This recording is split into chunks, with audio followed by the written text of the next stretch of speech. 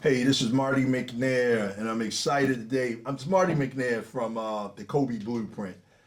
Courage, confidence, and self-advocacy unleashed. I'm excited today about my next guest that's here today with us. I watched this young man grow up, and I watched him grow up and to the level of success that he's at. I told you all I would be bringing a multitude and a variety of great people, young people, thought leaders, free thinkers, and not only are they successful, they are true testament to what it is that they believe in and what it is that they do, what it is that they do. So it's not just a matter of saying, hey, you know what, this person talks about that, this person is actually living that. So I want to welcome my guest. I know him as from a variety of names, from the nicknames that we call him as family, but I'm going to go with Carlton Carrington III, a.k.a. Little Bub, a.k.a. first round draft pick with the Washington Wizards, a.k.a. just a young man, a.k.a. Mr. One and Done, a.k.a. Mr. Super Dope. Anyway, welcome. How you doing, man? I'm doing great. Thank you for the introduction. Yeah.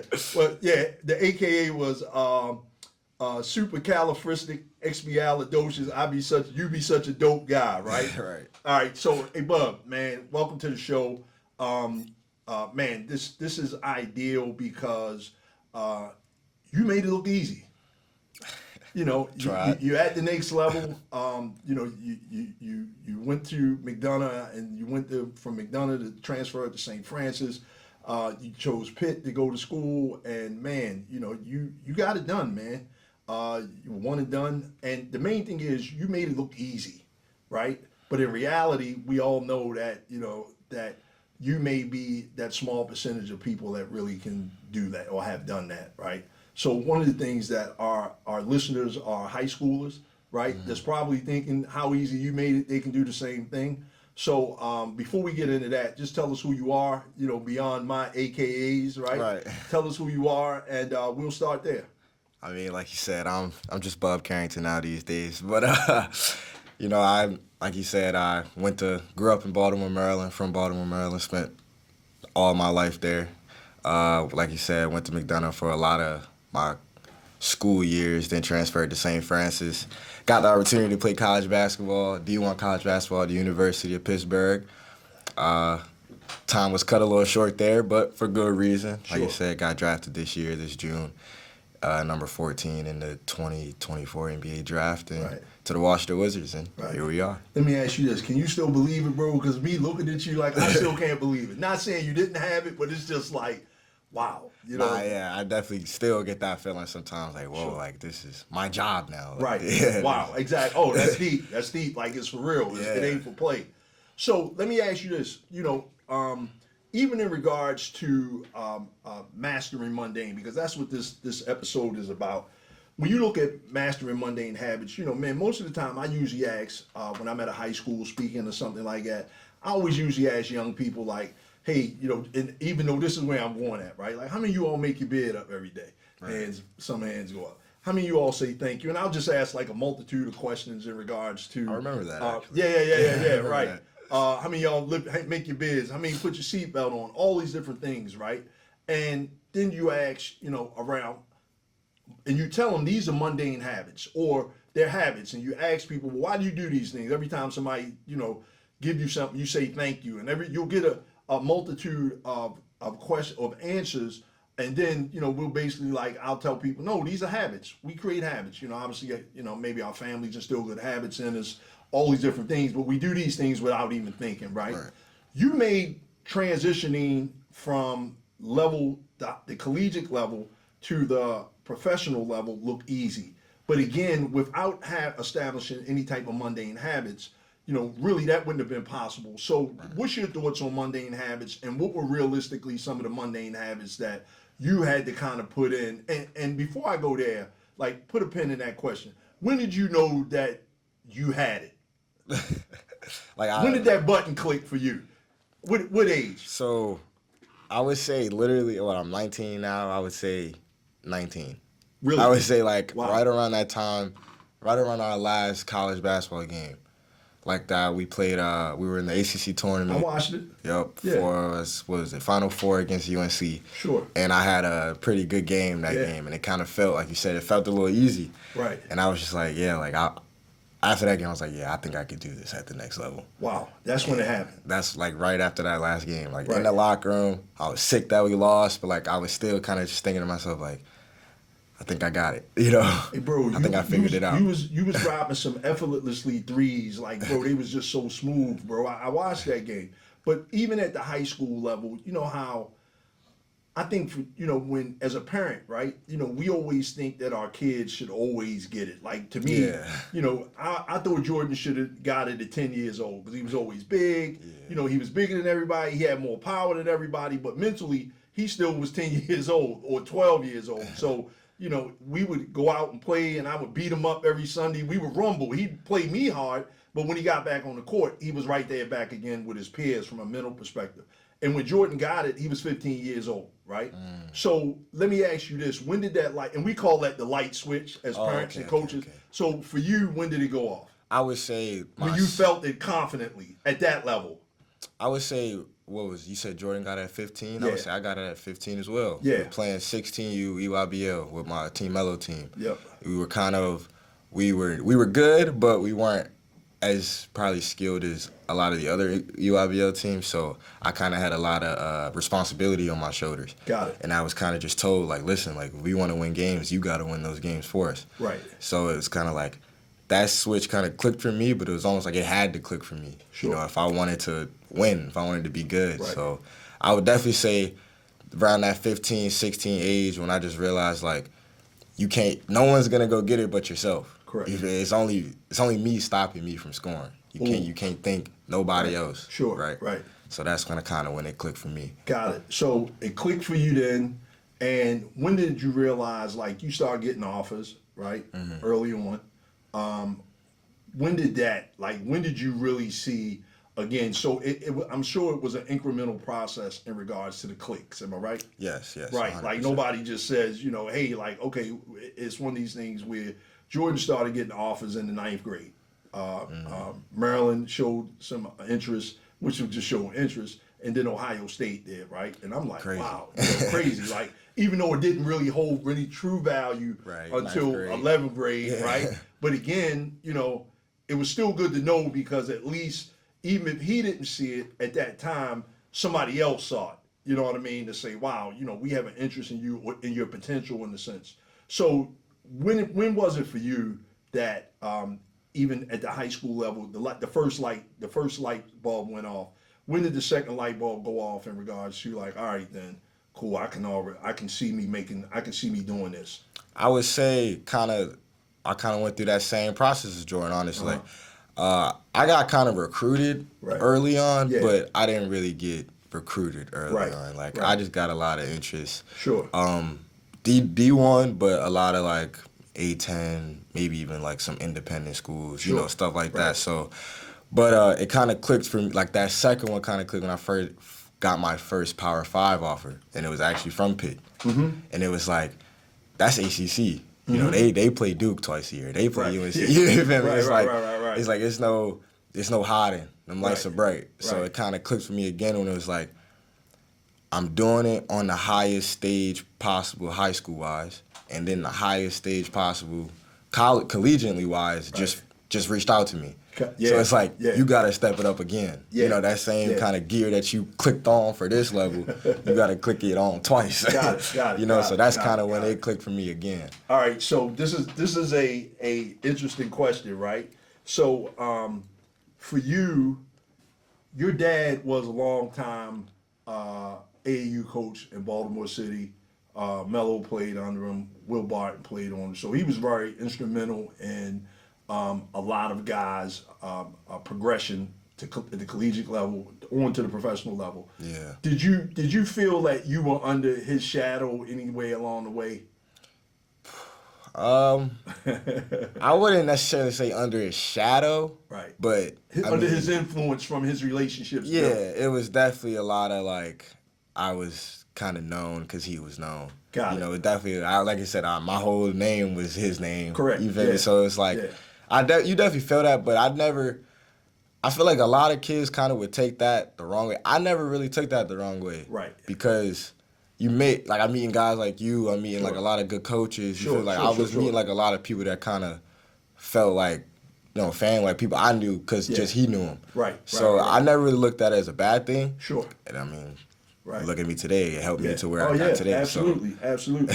Definitely grateful for it. Let me ask you, in regards to your transition, obviously, and obviously not only were you just a good basketball player, or you are a great basketball player, but you were a scholar athlete as well. What were some of the things in regards to what's a routine in athletic success?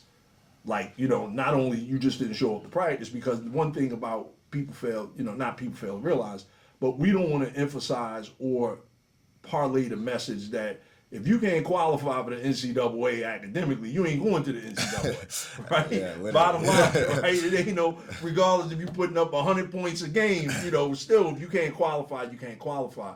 Luckily you came from some higher educational institutions where you may have, the platform was a lot more success focused. You know what I mean? For sure. So, really, not many people that come out of a McDonough or, a St. Francis aren't successful in life. You know what I mean? So what were some of the things that, I tell kids all the time, or ask kids all the time, everybody wants to get to your level, but are they really willing to put the work in that it takes to get there? Yeah, literally. So I kind of get asked this a lot, especially since, my mom obviously was principal for, teachers, stuff like that. But, like, I kind of tell people all the time, like, at the end of the day, you're making these decisions for yourself. Right. Like, you have to truly kind of sit down with yourself and ask yourself kind of what you want. I told myself I wanted to be the best basketball player that I could be. Sure. Well, in order to do that, I got to get to college. Yep. Well, in order to do that, I can't have no F's on my report card. Right. I just go to class. Like, it just don't make sense. Just do the homework. Just do whatever I can now. Like I said, build that routine, build those habits for yourself. Right. Just so that you can be the best player that you be in the future. Because everything you're doing now, no matter how fun it seems, no matter how carefree it seems, you're going to be 16 for 365 days. You're going to be 17 for 365 days. So it's like... True wisdom. Never thought about it like that. Just do it, whatever you can now to help yourself in the future, and you'll start to see a lot of good days stacking. Got it. You're only going to be 16 for 365 days. Wow, that's strong. So let me ask you, so when we talk about routine habits, consistent habits, what were some of the consistent habits that, you just implemented in regards to, the whole thing? Because keep in mind, at the level that you're at now, like, you couldn't follow the wrong crowd, you couldn't be involved in a whole bunch of stuff that just wasn't consistent to where you were going at. Yeah. Like, even though it may have been, I don't know, I'm not going to say it was boring, but it may not have been as exciting, however, but look at where you are now, right? Mm-hmm. So what were some of those habits that, you incorporated early on? Nah, it was definitely boring. You can say that. Okay, cool. It was boring, but I was, like, the habits is literally, like, building a routine. Like, a routine is just everything. Right. Like, you live on a schedule. That means you're naturally building habits whether you like it or not. So those habits that I built for myself was just that one thing of just working out every single morning. Yep. Rain, sleet, snow, 100 degrees, 0 degrees, Christmas, Thanksgiving, like, it kind of didn't matter. Like, I needed to touch the basketball every morning. Yeah. So that kind of habit that I built for myself, it was almost like second nature. I had an off day from school, or my dad didn't feel like working out this morning. I'm still up at 5 a.m., right. Just naturally. Right. It's something that's like habits that I kind of built for myself that I knew would help me is because I know I'm going to have a workout later. I know I'm going to have practice after school at St. Francis or Team Mello. So I know I'm going to touch a ball again, but hopefully I'm touching the ball once more than my competition. So it's like, now I know I'm getting better. Right. Whether I like it or not, whether it's even noticeable or not. I'm naturally getting better than you. I'm touching the ball more than you. Right. And I feel like that's everything. Right. Because the skill's gonna be there. Like, everyone can go between their legs, everyone can shoot a jump shot, but it's that consistency. I'm just gonna make it one more time than you, just because I was here one more time than you. You understand? Right. That's kind of just how I look at it. Right. That's deep. and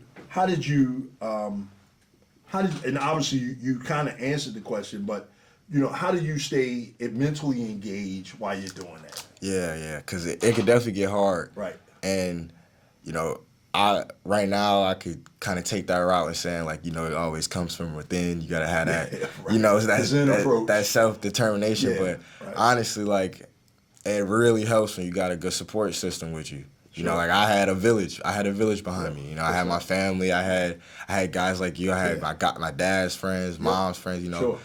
Like my actual friends. Like, I had a village around me that supported me, that wanted me, that had the same goals as me. Yeah, sure. So it definitely really kept helps. you in position. Exactly. Like when you mentioned, like, you can't follow the wrong crowds. Sure. Like, surround yourself with people with kind of the same mindset as you, and y'all see that y'all all will start to get wherever y'all wanted to go. Yeah. So let me ask you this. Even in regards to following the wrong crowds, man, because I always feel like young people have three groups that they belong to, right? You got your leaders, you got your followers in the middle, and you got your cool kids at the bottom, right? How is that structure really kind of like, how hard is it to kind of make a decision being in the middle? It's definitely hard, especially when you have like a personality. Because, like, so for example, like my life, I went to a demographic like McDonough. Yeah. And I also went to a demographic like St. Francis. Totally different. Totally different. I'm from Baltimore, Maryland. Yeah. I went to a Pittsburgh. Yeah. It's like, sure.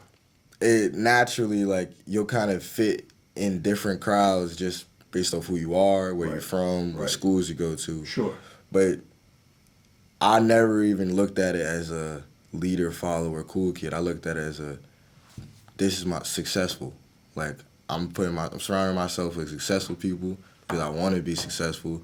So this is a crowd. I consider myself kind of like a winner's crowd, like a successful a winner's crowd. circle. Exactly. Right. So it's kind of like make your own social class. Yep. Don't fall into something that ain't gonna benefit you. Right. Sometimes falling into that leader thing ain't gonna benefit you because like I'm not even trying to do that. You may want to be a construction worker. Right. I don't need to be in that leader crowd. I need to be in a construction working crowd. You feel me?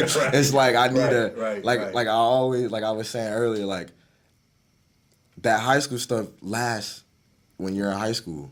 Like you should always, but make moves to whatever you're trying to do in the future because that future is way longer than that high school career. It's only 365 days per age. You said it. Literally. Right. So let me ask you. I know you're moving along. You're still in school. Because you kind of left. When the opportunity presented itself, and I already know your family. You couldn't die tomorrow without having your degree. Am I right? For sure. Man, So that I'm still definitely finishing ain't gonna school. happen. Yeah. Exactly. Your mom's gonna make sure of that. Let me ask you. What's one thing or a few things that you wish in hindsight that you had known that maybe you weren't prepared for at the collegiate level from high school? Like, oh man, if I'd known this, maybe I wouldn't have made that mistake or whatever the case may be. Is there anything that sticks out to you? I would say... Or what was the one thing that surprised you at the next level? Okay, I can answer both. Okay. I would say one thing I probably wasn't prepared for as well was the just communication piece with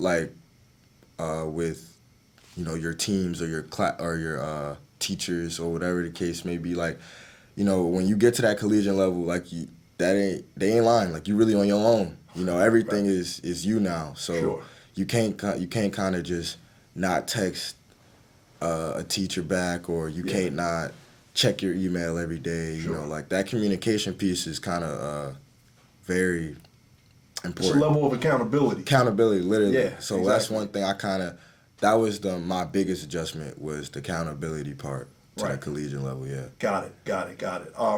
In regards to communication, what were some things that kind of surprised you or you wish you had known or, that you would suggest to younger student athletes that's coming behind you? What does communication with not only your teammates but parents as well? Coaches as well. Yeah. I would say it's important, and I would say do it often. Right. Coaches, coaches, let me tell some young bro. kids. Man, come on. Like, literally, I don't think some kids realize that, like, college coaches, every single one from the head coach to the last man on that staff, they all feed their families based off how y'all perform that year. Like, they got to think about it like that, you know? Yeah. So no matter how much they yell at you, make you run, da-da-da-da-da, like, end of the day, whether they like it or not, you they best friend.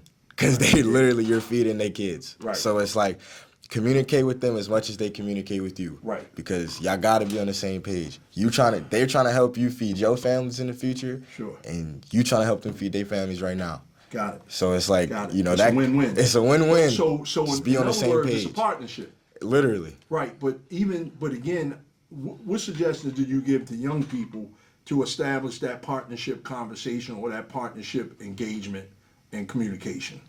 I would say, What does that look like from, you know, hey, you're the student athlete, you know, coming into the collegiate level, or you're the student athlete in your last year of high school, you know, beyond just a coach saying, hey, man, you do it just because I told you to do it. Mm-hmm.